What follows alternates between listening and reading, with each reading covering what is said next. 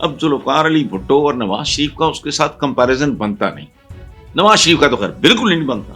کسی ایک کو بھی آپ عمران کے ساتھ بریکٹ نہیں کر سکتے. بھٹو صاحب ٹاپ ٹو ٹو ایک پالیٹیشین تھے. دیٹ از آل. ضیاء الحق کی سب سے بڑی خباثت اس کو اس گناہ کی سزا اتنی بھیانک ملے گی جس کا حساب کوئی نہیں.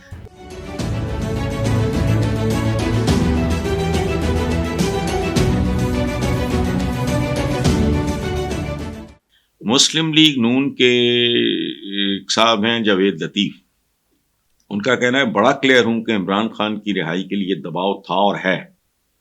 ایسا دباؤ کبھی ذوالفقار علی بھٹو اور نواز شریف کے لیے نہیں آیا. پاکستان میں دو ممالک کی جانب سے دباؤ ہوتا رہا ہے. ماشاء اللہ ذوالفقار علی بھٹو نواز شریف کے معاملے پر بھی دباؤ ہوتے رہے، لیکن جہاں سے دباؤ آج ہے وہاں سے پہلے کبھی نہیں آیا. اس کا ایک سادہ جواب ہے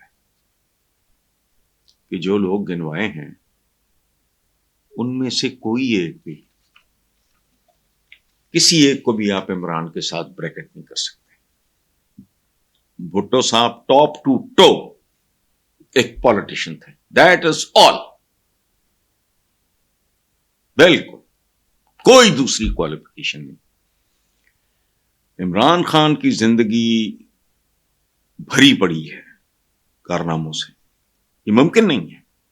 تین ہی گنوائیں تو کافی ہے. چار کیا؟ پہلی بات، ورلڈ کپ 77 سال ہو گئے ہیں نا. حنیف محمد سے لے کے فضل محمود تک میرا شبہ نہیں ہے یہ بڑا بڑا کرکٹر رہا ہے.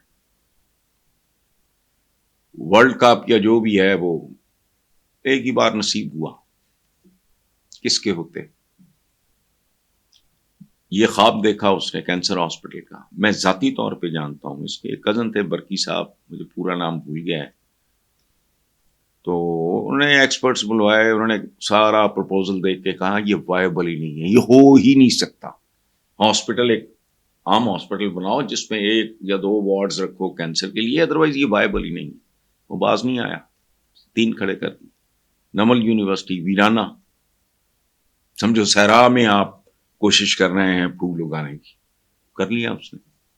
ان 2 مگرمچھوں کے ہوتے ہوئے پیپلز پارٹی اور یہ دوسرا یہ کیا نواز شریف، خدا کی پناہ ان سے کہیں زیادہ مقبول ترین پارٹی کھڑا کرے تو یہ it's a different case. Javed Latif صاحب نے جو بات کی ہے لپیٹ کے کی ہے، ٹھیک کی ہے، لیکن اب ذوالفقار علی بھٹو اور نواز شریف کا اس کے ساتھ کمپیریزن بنتا نہیں. نواز شریف کا تو خیر بالکل نہیں بنتا.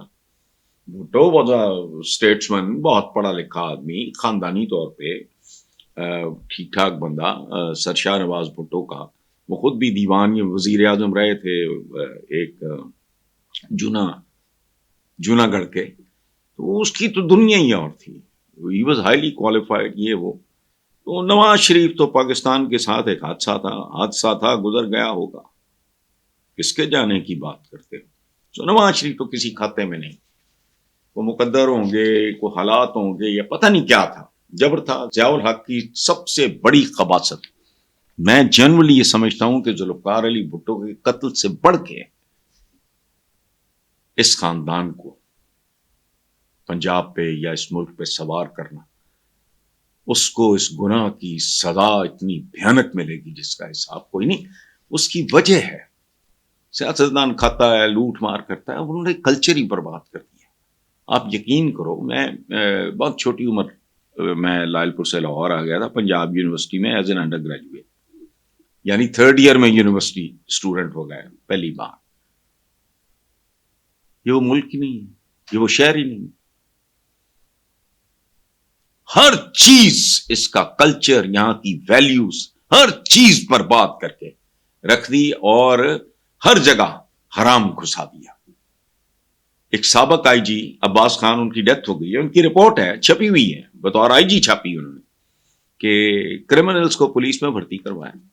60 سال کے پٹواری، یعنی رشوت کھانا پینا، یہ وہ لٹ مار کر کے اپنی کانسٹیٹوئنسی بنائی. Because when he came into politics نہیں، he was brought into politics by Zia الحق اور باقی جو 1-2 تھے. ایک کو پتہ نہیں کیا بریگیڈیئر تھا اور ایک جنرل جیلانی تھے. تو کوئی حیثیت آگا پیچھے تھا نہیں، لوگ مذاق اڑاتے تھے. اس کے بعد اس نے پھر سرکاری خرچ پہ ووٹ بینک بنایا، نوٹ بینک لٹایا لوگوں کا، ووٹ بینک بنایا اپنا. تو آج بھی جا کے دیکھ لو، آپ قرآن آپ کے دیکھ لو، کارپوریشن میں جا کے دیکھ لو، آپ کو 90% سے زیادہ لوگوں کا لنک اس کے ساتھ مل جائے گا، اس بندے کے ساتھ. سو بھٹو کے ساتھ یا نواز شریف دونوں کے ساتھ نہیں، لیکن بھٹو کے ساتھ پھر کمپیریزن، چونکہ وہ ایک بریلینٹ اسٹیٹسمن تھا، پالیٹیشین تھا.